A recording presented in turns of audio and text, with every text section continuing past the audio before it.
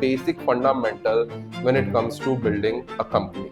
Like most founders I interact with who are the first time founders, they don't even know how to look at a simple piece. Maybe when you are in a Western country where there is already a lot of knowledge, ecosystem, like whenever I think we talk about sales, I think everybody would imagine that encyclopedia guy who used to come at our home Exactly. and sell that.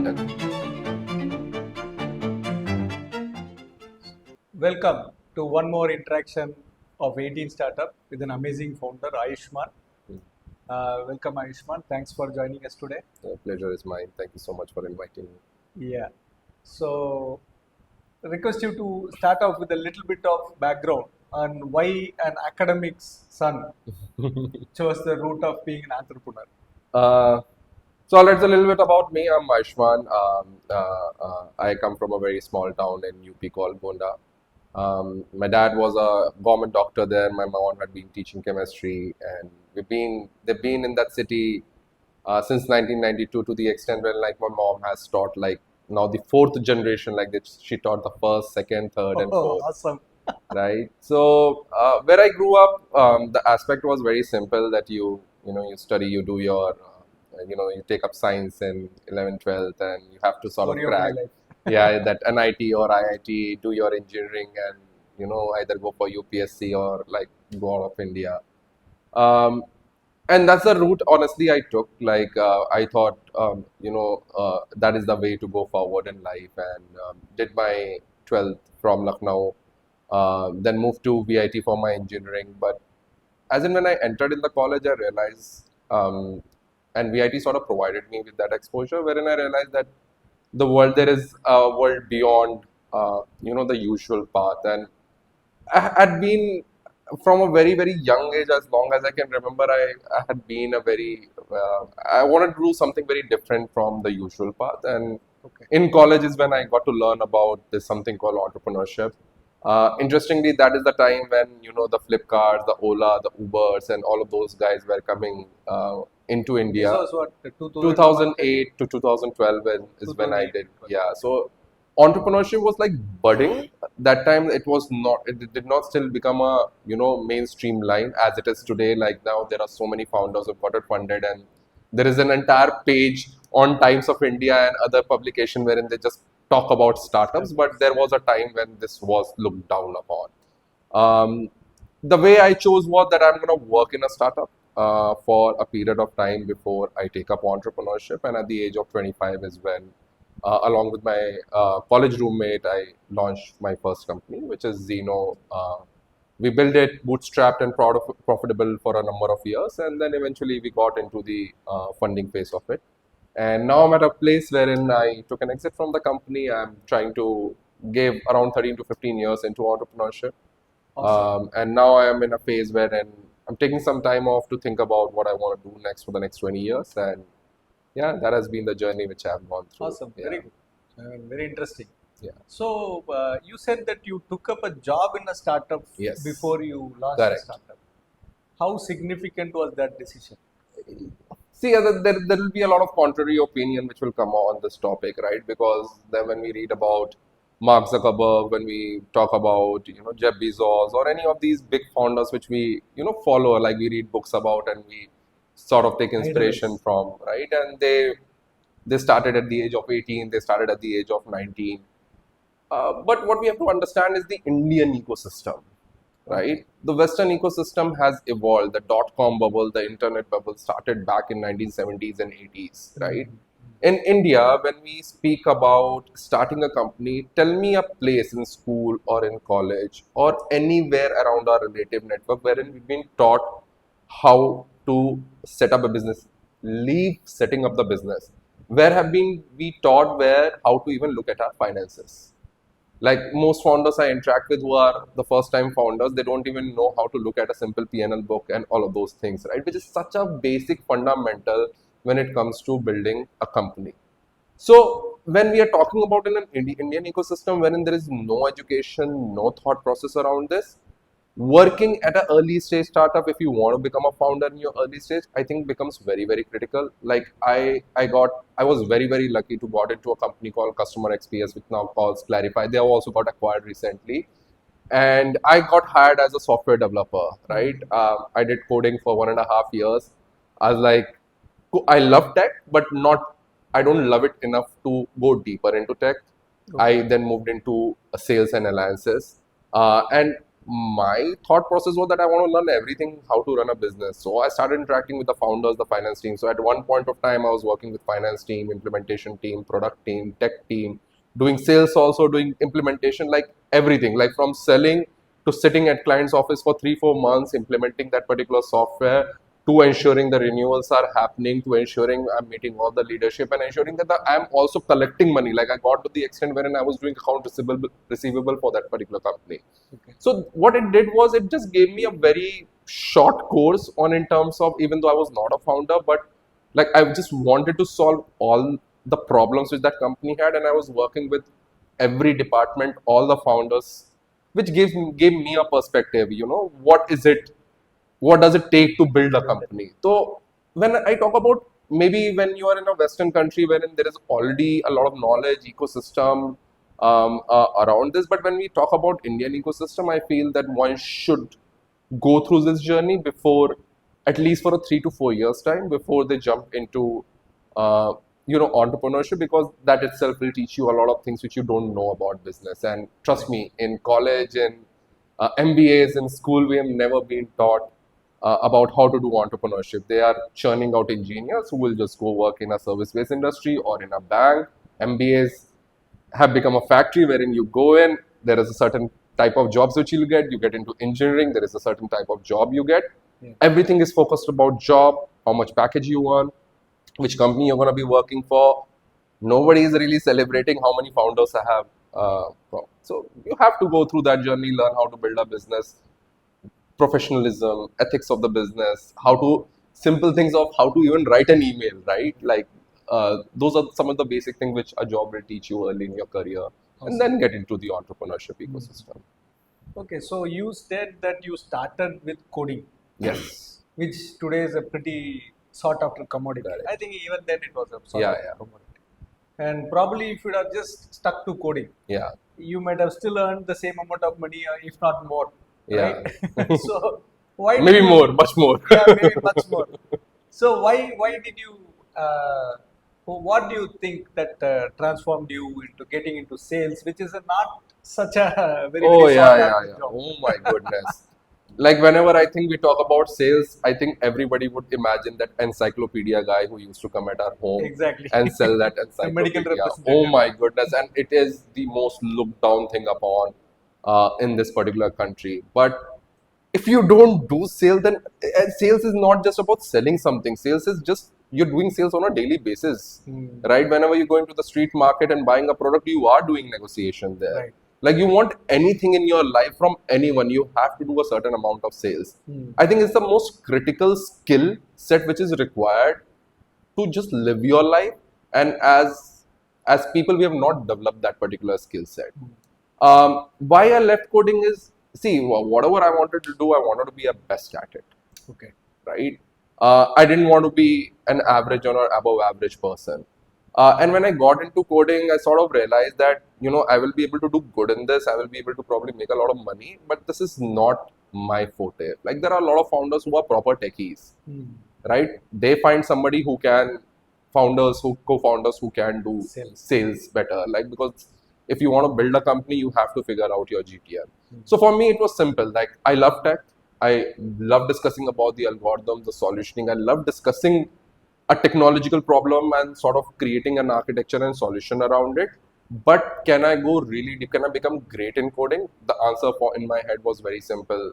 And no, and there is an entire story of when I realized that. But what I realized is that when I have to explain tech to somebody and take money out of it, like that's something I really enjoyed, and That's more thrilling. that's more thrilling for me. Like when I went to you, got your problem, I explained you the problem straight, and then like, hey, give me a crore check to Right. solve this particular problem. And then I started getting those checks from people and contracts from people. I was like, this is bloody awesome. And that sort of I realized was my calling. And I'm very lucky that, naturally I was inclined towards it. And it really helped me set up my first business, which, but most founders see it as a very bad thing or don't develop the skill set. Hmm. And if you want to be an entrepreneur, you want to set up your company, and you want to grow in your career, you have to do sales at some level.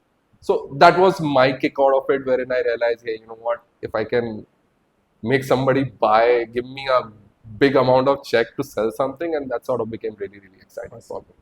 So, I mean, today there's a lot of discussion about, whenever we discuss about GTM, Oh, there's a lot of focus on marketing, yes. social media marketing, all that stuff. Yeah. There is very little thought process about going, meeting customer, and actually conveying and selling something. Yeah. What is your take on this? Yeah. See, there is a philosophy which I tell everyone, that there are number of defined channels through which you can sell. And what people do is they create their product and they start selling in all the channels, right? And when I mean channels, there is social media. Facebook, Instagram is one channel, LinkedIn is another channel, Twitter is, Reddit, Quora are the different kind of channel which are more digital in ecosystem. Then you have cold calling, telecallers, then you have enterprise sales, then you have this entire FMCG distribution network is the Key channel. key channel for you to market. So it may so happen that you might have created a product for which you have to really meet people and do that enterprise salesy. And if you don't have a strong social media, channels, and you're not working, it's fine, because at the end, people are not looking at what you're doing on Instagram, but they want to know more about you, more about the company, whether they can trust you, and it's more of a rapport which you are creating.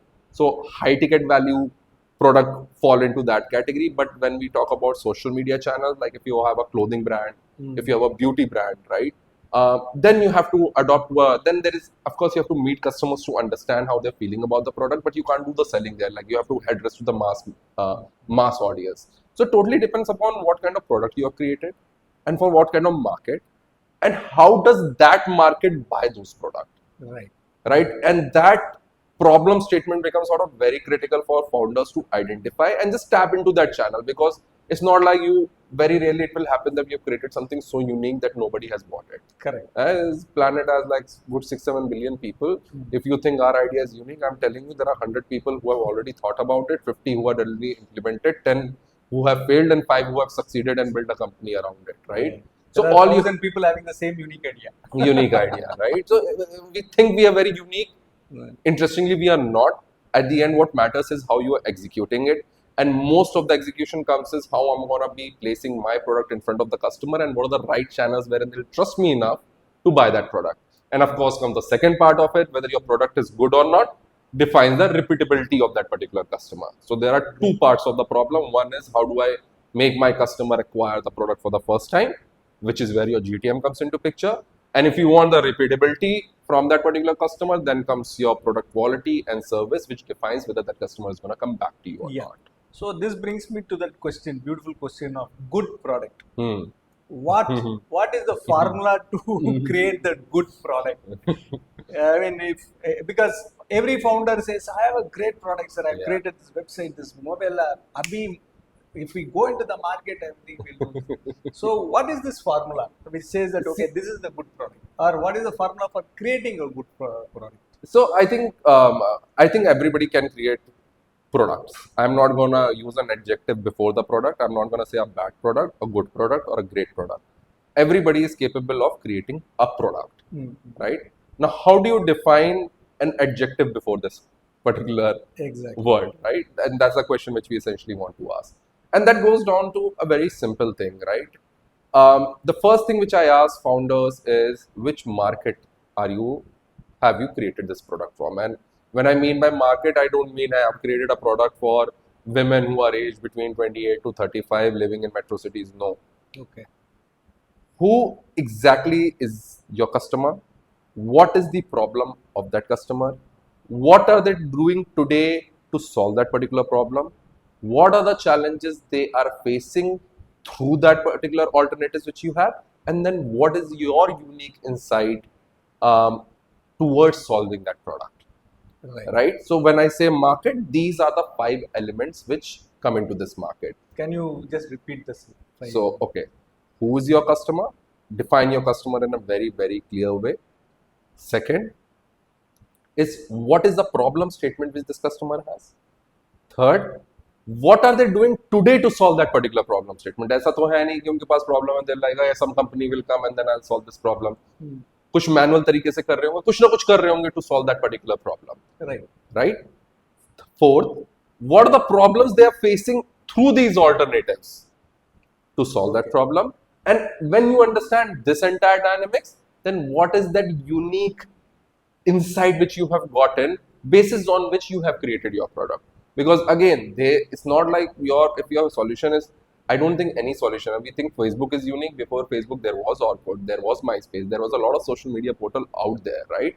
But what is the market they chose? They said, yeah, these college students, Ivy League ke jitne bhi colleges, and they all want to show off, they all want to be connected, right? Now, so that was the market they chose. What is the problem statement? They all want to be connected with each other and post and get to know what's happening. किसने क्या paper release किया, कौन से university में, कौन से game में कौन जीता, right? Third was, what were the alternatives? MySpace था, Orkut था. What were the problems they were facing? They were still not able to connect with each other instantly. They were not able to share videos. They were not able to share pictures. They are not able to interact. Like, they are not able to comment on it. Provide reactions. And then came my unique insight. Like, what do I do? Like, if this is the problem statement, if I create a portal wherein everything is instant, people are able to comment, people are able to give reactions, I'm able to upload videos, which is working fine, right? That time internet speed was also a big problem, right? And that's what started that particular trend. Right. Now, if you have done this, right, I would say you still not created a great product. Okay. You have understood the market and you have created your MVP. Greatness happen is when you put that product in front of the customer, and customer then goes back to 10 of their friends and say, boss, have you used this product? And I'm telling you, if you just right now think about it, what was the last time you got hold of a product? And it can be a clothing brand, it can be your shoes, it can be anything, and you went ahead and told 10 people about that brand. Right, that's what the definition of a good product is. And of course, you can measure that through NPS. You can measure that through a lot of metric. But I say the simplest most metric is, if your customer is loving it, they are going to 10 people to talk about that, and they are putting it great reviews about you at whichever place is there. If you have done your hypothesis right, and if this behavior from the customer is happening, only then you have created a great product. If any of these things is not working, you have a shit product. I'm sorry. There is still a lot of work to be done to basically refine your product and then go to the market. Okay. So, till such time that the customer loves it so much that they want their friends to use it. Yeah. And the you people be in that it. cycle of ideation, MVP, ideation, right. MVP. You can't scale your company till the time this critical point is not reached. Right. So you have to reach that point, because because when you're thinking of scaling is when you're pumping in money. Right? Correct. You don't want to be pumping in money for something that's not being loved by customers. Right? Your strategy will fail. You'll invest a lot of money. You'll not get that repeatability, and eventually your business will become like a leaky bucket. नीचे से सब निकलता रहेगा, ऊपर से आप बढ़ते रहोगे. So first get this piece right, and there's a concept called 4 stages of epiphany, which says ideation is the first stage. Correct. Second stage is your MVP. Third stage is your scalable process, and then comes scale. So till the time your MVP, and successful MVP definition is this: have you understood your market completely, which is the 4-5 aspect, and again whether you are getting good reviews, and whether simple people are going and telling 10 of their friends about you or not. As simple as that. So can you share something about your earliest journey when you learned all of this? Or did you go through the regular method of creating a product and getting? Oh no, we fucked up. We fucked up big time. Everybody does. Everybody does. I think every time, and I think that what I've over time realized is that's the story of every first time founders, right? Second time founders generally don't do it. They still do it. People. The problem with founders is that our belief system is very, very, very strong. But the problem of that is that if you start believing in wrong thing, then what happens? Right, so we thought we knew the market. We thought we created a tablet-based loyalty program. We said there are like lakhs and lakhs of SMBs in this country. And all these big brands have utilized data and they're able to market to their customer. So we'll not sell it to these big brands. We will sell it to these small 1-2 outlet owners and tell them, start capturing the customer data, you will see how many repeat customers are coming, and then you can send out an SMS from our portal. Very beautiful, simple product which we designed.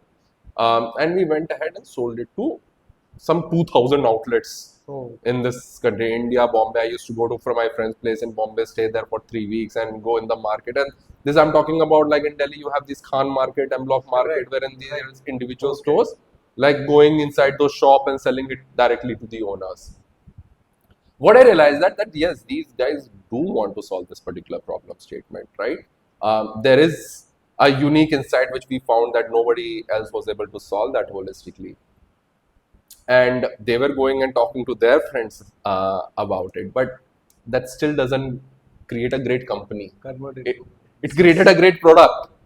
But didn't become a business. It didn't become a big business, and we could not scale. And the problem in that was that when I had to sell this particular product, I had to go out and sell this, which basically is an outbound model. Outbound model of sales inherent is expensive. It has a high CAC. And the kind of revenue which you have to generate out of it has to be high ARPU. ARPU is average revenue per user. Right. And for us, that maths was not working. Okay. The second math that was not working was that even though the market was huge, there is something called what is the total market and then what is the total addressable market, and out of that, how much you can capture. So we could only sell it to organized sector. So India is a big market when you include the unorganized sector. Right. But the moment you talk about the organized sector, which are using technology, people who are a little bit tech savvy, people who are using some sort of point of sale, who have good internet connections in their store, like then that market sort of becomes small. So now what was happening in our business? That we had a high CAC model, which was not generating enough revenue to support that CAC. And at the same time, the market was not big enough for me to play in. So even though I had created a great product, there was a big problem in scaling that particular company, and we ran this particular product for a good 3-4 years, and we got into Techstars, we got a lot of mentors who sort of guided us. Like we learned all of these things through, I think Techstars was a great learning for us, wherein they taught a lot of things, but all of these things we learned while failing and then going to people who have solved these problems, like what did we do wrong? Right, again, the lack of education. And eventually, it took us a number of years through multiple failures to understand, yeah, these were the fundamentals of the business which we are not doing good. So, problem which we wanted to solve, that people have data, we want people to utilize the data in an effective manner to basically increase their sales. So, what we did, we changed the market.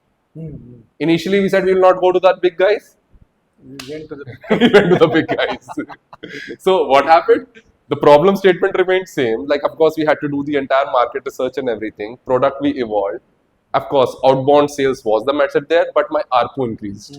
And the market was big enough in India for that particular segment. And then my fundamental of the business became right. And all of these things we were doing being bootstrapped and profitable. Our belief was that we want to build a company which is right on the product, right on the consumer side and the fundamental, and we will pump in money only once we have figured these problem out. Right.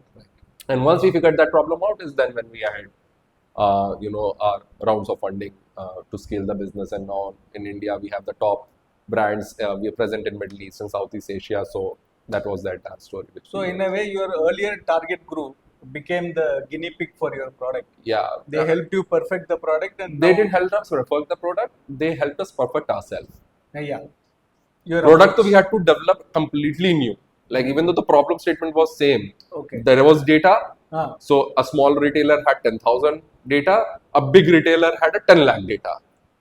Okay, so you are saying that a retailer, a small retailer has a different business problem. needs. Yeah, business need versus a big brand. So we changed our product altogether. So is that one indicator to say that okay, you cannot serve everybody with the same product? Oh, of course not. Definitely not. You have to be very, very clear about your market. If because I get a lot of mentees who come and say, sir, anybody in this world can use my product. I will sell to everybody. And if you ask them, list your potential customers, they'll write from farmers to the big corporates.